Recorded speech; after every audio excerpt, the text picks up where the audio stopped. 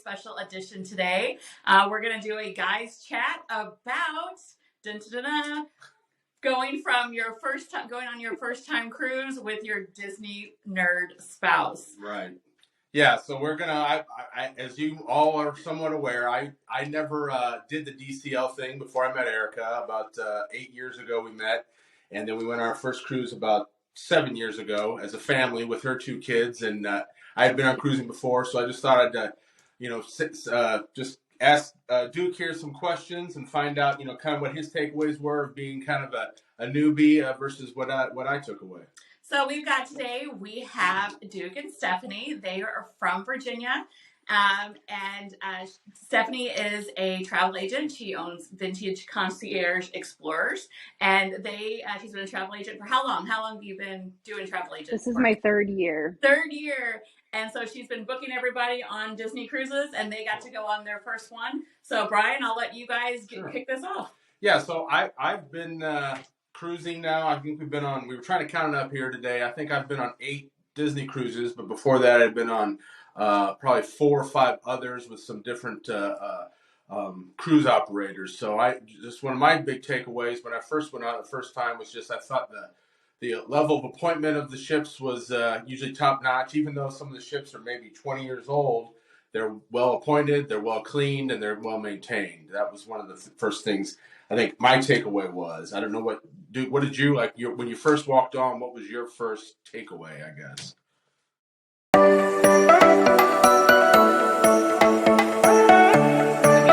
So a little background on me. I have been with Stephanie now 5 or 6 years, I think, and I've never cruised.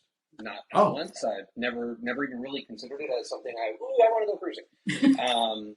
For me, this was her dream, her big thing, and I went along for the ride. And it happened to be Disney, right? Like she's a Disney nerd. That's what she does and who she is. And I'm not. I'm okay with it. They got Star Wars now and Marvel, but I'm not a huge Disney nerd.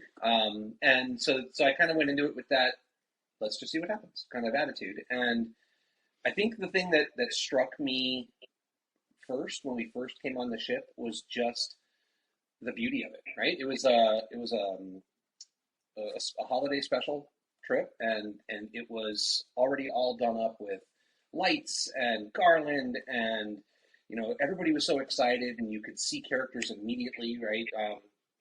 For me, it was more watching the kids and her reaction, and watching just that look on my kids' faces when they see, the 4-year-old turns, looks up, and he's like, look. She looks up and sees Minnie Mouse. And it was just this click. Her jaw hit the floor. And this was like eyes the size of saucers, right? And that was it. I mean, it was beautiful. It was just, you walked in and everything was beautifully set up and very, very pretty. All the brass was shiny, all the things that should have been shined were, and all the carpets were smooth and clean. And yeah, it was, for the amount of people trafficking in and out of that space, it was clean. And it was kind of impressive. Yeah, that's one thing I found is like there was a lot more characters, it seemed, with on the boat. Like we've been to the parks before, and you'll see a character off in the distance that's kind of crossing through, and then there's a lot of people that, of course, go to that character. But on the ship, there's just fewer people, but there's almost as many characters, it seems like, on the ship as in the park. So as you're just walking down the deck 10, and then you guys see, oh, there goes Goofy, the opposite way. And if you wanted to interact with Goofy as he's going from one part of the ship to another, you could easily do that, and there might only be 2 people, standing around at that time. Yeah, exactly. It was pretty awesome in that sense, especially like we said for the youngest, right? Because for her, those are her dreams. She sees that TV. They're all cartoons. She's like, whatever, that's just a cartoon. And then she's in live, and here's Chippendale, and they're talking to her and hugging her, and the friends that are there with Chippendale to help Chippendale out are like, oh, they're looking for the golden nut, the golden acorn. Do you want to go? They have to go look, but why don't you wish them luck? And she's just like so starstruck, she didn't know what to do, and it happened daily. And even the ones that weren't necessarily for kids, we dropped the kids off one day at the kids club, and we're walking past where they had the other half of the kids club open, and we turn and look, and there's C-3PO. Really? Here's my nerdism. So it's just this instant, you never know what you're going to see, and that was we saw them all the time, all the time. You get to see them everywhere. I think the only place I didn't remember seeing anybody was out on the pool decks during travel. Like they're usually in the ship, from what I've noticed, Yeah. for the most part. Yeah.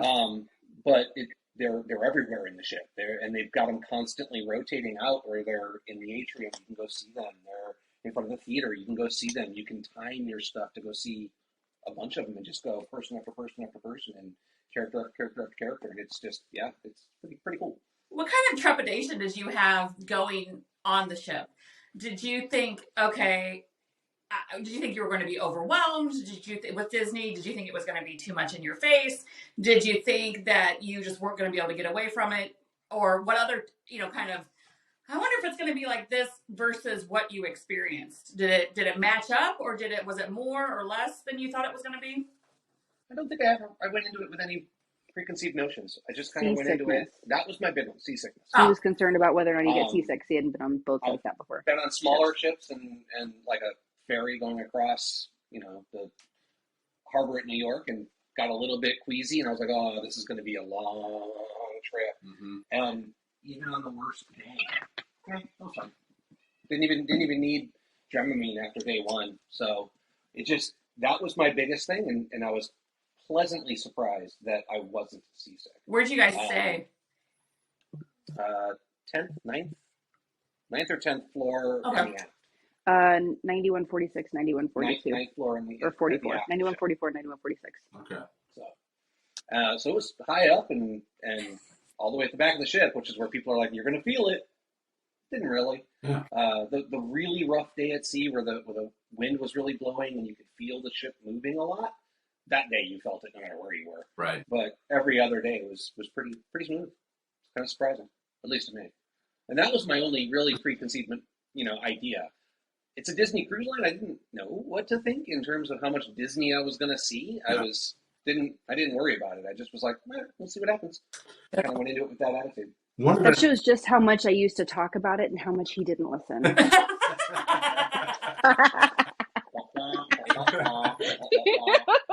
You are the Virginia version of us, yes.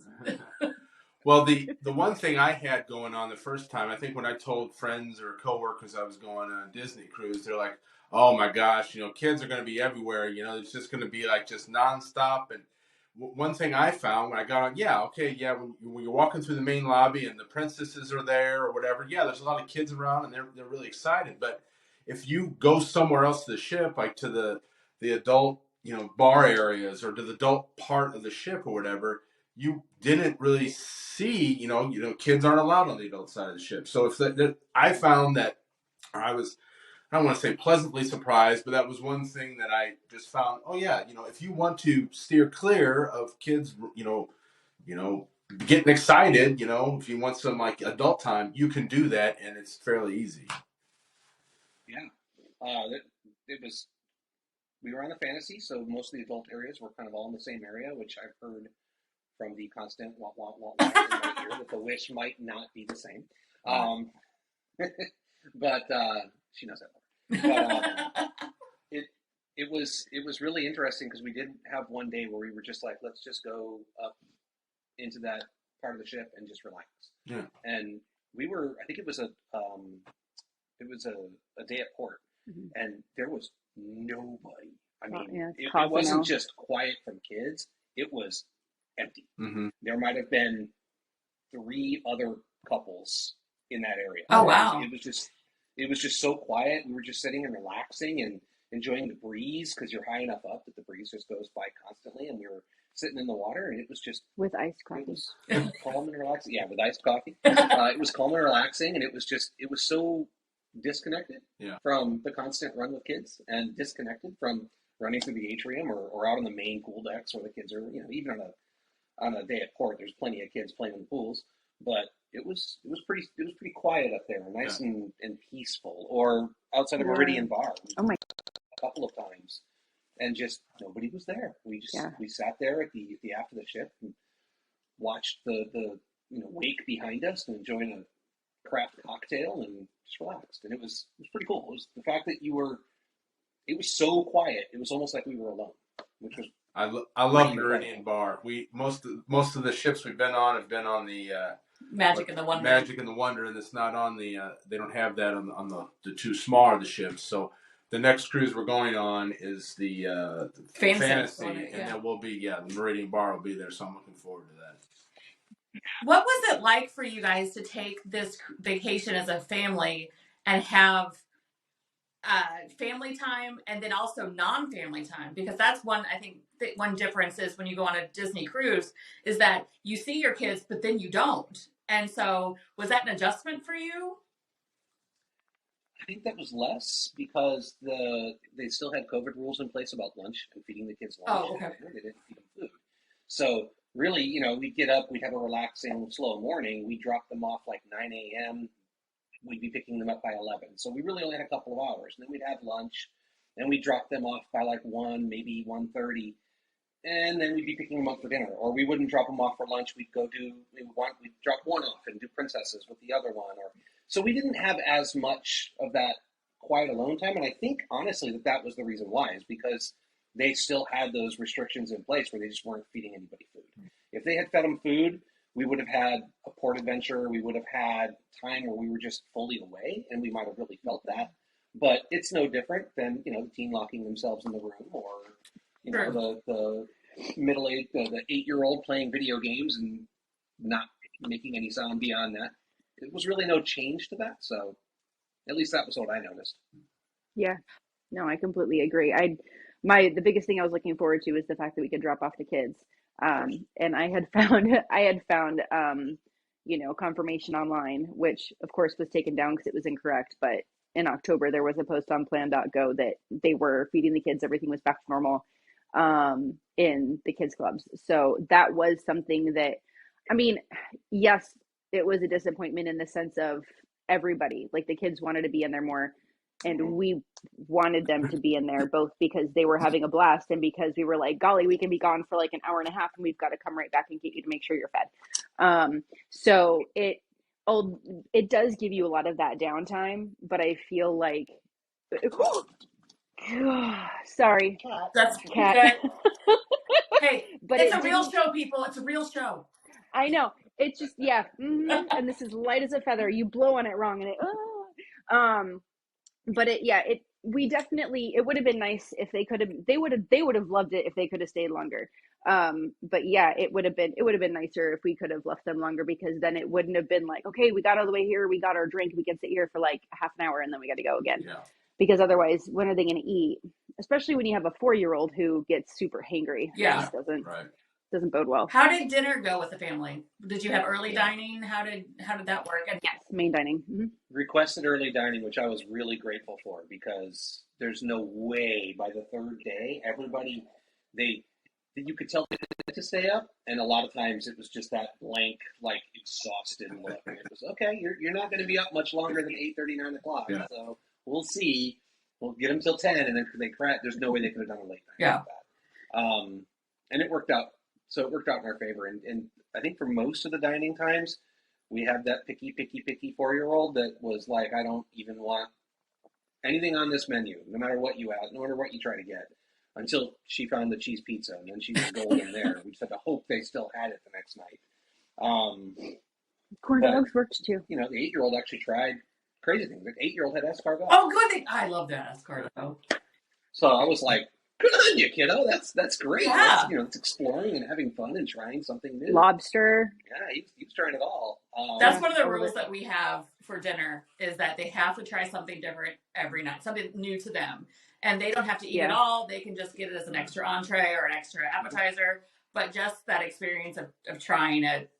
So that's fantastic. I love that. Well, I think Animator Studio, the night that Animator's Palette, the night that they did. Sorry, I'm not a Disney person, whatever. But the night that they had where you met Crush. Oh yeah. That one was just. All of the kids were hyper engaged and loving every minute of that. Other than that, there weren't any characters to see or anything like that. So it was just sort of the ambiance, and then they just didn't really pay much attention beyond, okay, we're sitting down for dinner and trying different things. Well, one thing I like with the dinner staff, they're always very engaged with the kids too. Like, as you come down, they're squeezing the ketchup on there and putting it in, a Mickey shape or whatever, and they're always trying to keep the kids engaged, understanding that the adults want to be able to kind of enjoy it as well too. And so they kind of act as like, I don't want to say babysitters, but pseudo kind of like, just distractions, for the kids too. Yeah. Yeah, and we had a wonderful server who I'm going to grab something actually on the note about servers and what they do for kids. Oh, cool. She actually went out of her way to, by the third or fourth night, she was starting to bring them things that she had made by hand. And we saved them because they were really, really cool to see. Oh my gosh! But, isn't that cool? So she made these. It's like a bunch of origami, essentially. Yeah. It's a bunch of folded She made those and at she the was like, table? She pre-made them and brought them to the kids. But isn't that great? Yeah. Oh my gosh! She was amazing. Yeah. She was really, really sweet. And actually, I've been editing vlogs. Like, I edited the Cozumel one, and I was watching her in the background. I was like, I miss you. But I loved this one so much. I was like, where's this dress? I need to buy this dress somewhere. That is a very you dress. That is such a you dress. But that's great. I don't know that I've actually seen that before. I mean, we've been on a lot, but we haven't been with a lot of young kids. I mean, the kids were young at one point, but that's something new. That's awesome. And when we went, it was pretty amazing. When we went in September, there was an 18-month-old that traveled with us. I mean, he was with his parents. He didn't just we didn't find him, and then hey, you want to go to Disney? Randomly just take him off the street. No, I get it. Totally. But every night, they had a sippy cup ready for him. They knew, and they brought out his food first because they knew it was going to be an adventure. And then, he would get up and get tired and kind of wander about. And the cast members were good about they wouldn't pick him up, but they would show him neat things, and they'd bring, so that was really cool. And so it sounds like that you guys got a wonderful experience from that. So even when we were at dinner, we ran into our server doing other things because they're always working. Yeah. Oh gosh. It's not just we just do dinner and we just do lunch.